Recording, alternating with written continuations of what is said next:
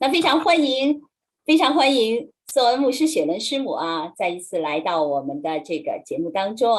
啊。其实凯传知道啊，在这个牧师和师母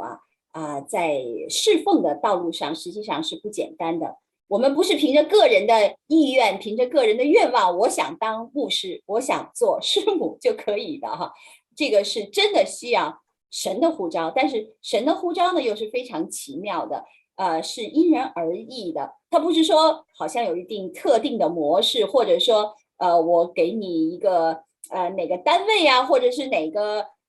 教会啊指派你啊等等，都不是这样的。而且呢，我们对神的呼召也要有真正的认识和理解。那作为雪伦师母呢，我相信啊，在你的身上呢发生了很多很多奇妙的事情，而且你最棒的一点就是可以把它记录下来，甚至呢能够就是总结出来一点一点的，在你后来的日子可以数算主的恩典，或者说回味主的恩典，或者说回味主要给你的呼召到底是什么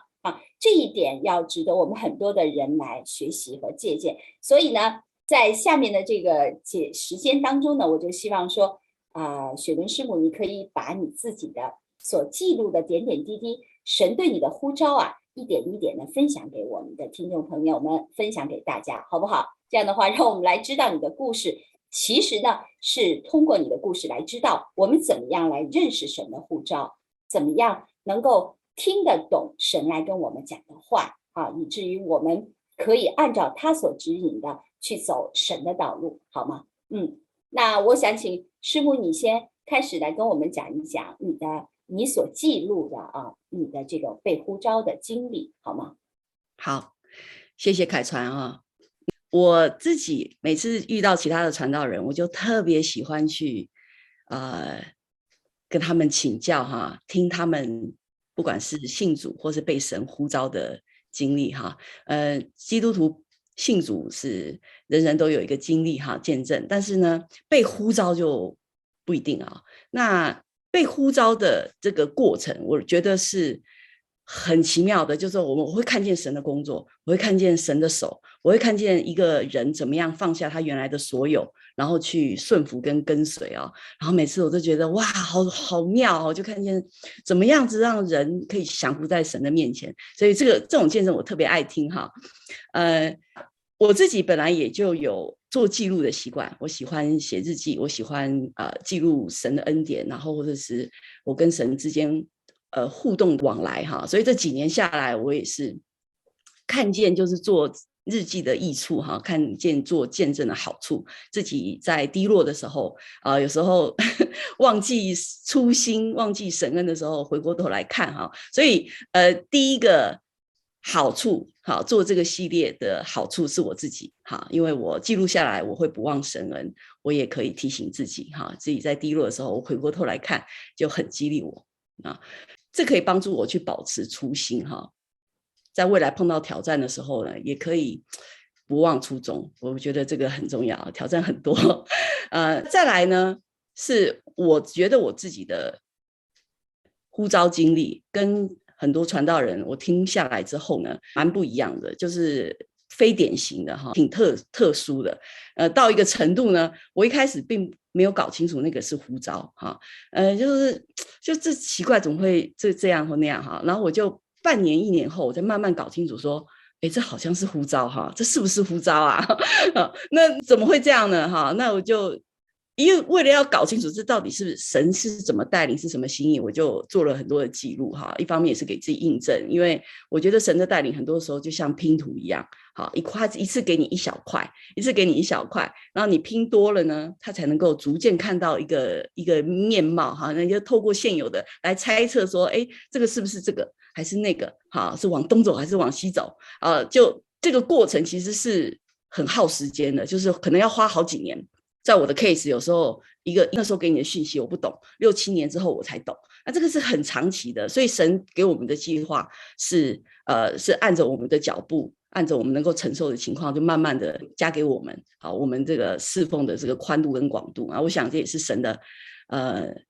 对我们的理解啊，知道有时候我们没有办法一下承受太多啊，有时候看到这个又大又难就跑了，对不对？不敢，我不要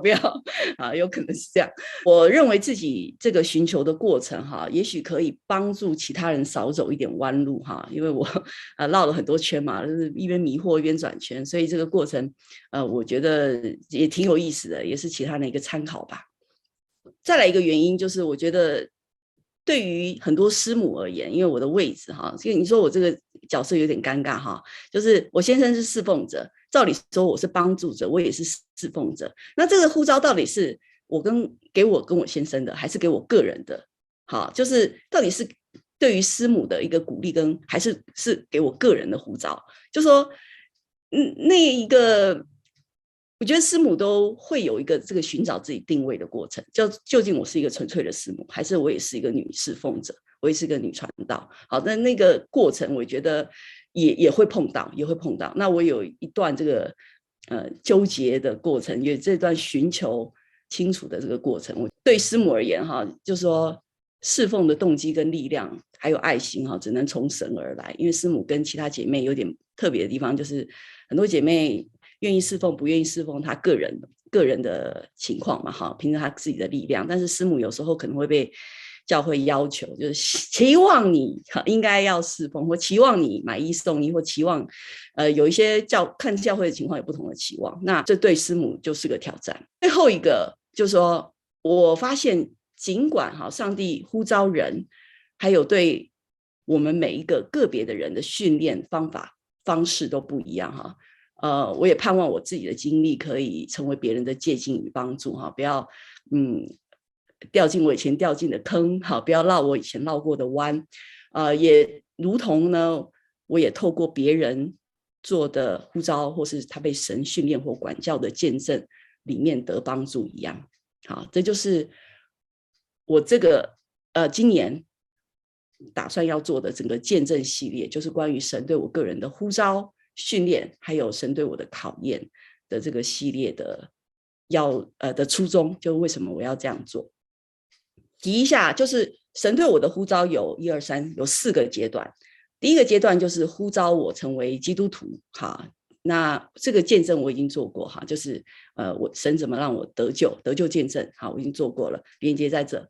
然后第二个阶段就是神呼召我成为师母，好，那这个见证呢，我们也透过这个婚姻见证系列哈，有13集哈，也做过了哈，讲得很清楚，神怎么一步步的带领，清楚的知道要嫁给这位传道人哈，这个成为师母的见证，这个是第二个阶段。第三个阶段呢，就是神给我个人的呼召我成为和平的使者。好，那这个阶段还有最后在后面就是他对我这样一个带领过程中的锻炼。好，那我们今年2022年要做的见证就是在第3跟第4。好，就是神对我个人独立的呼召，跟神对我训练和带领，以及这个过程一起来的考验。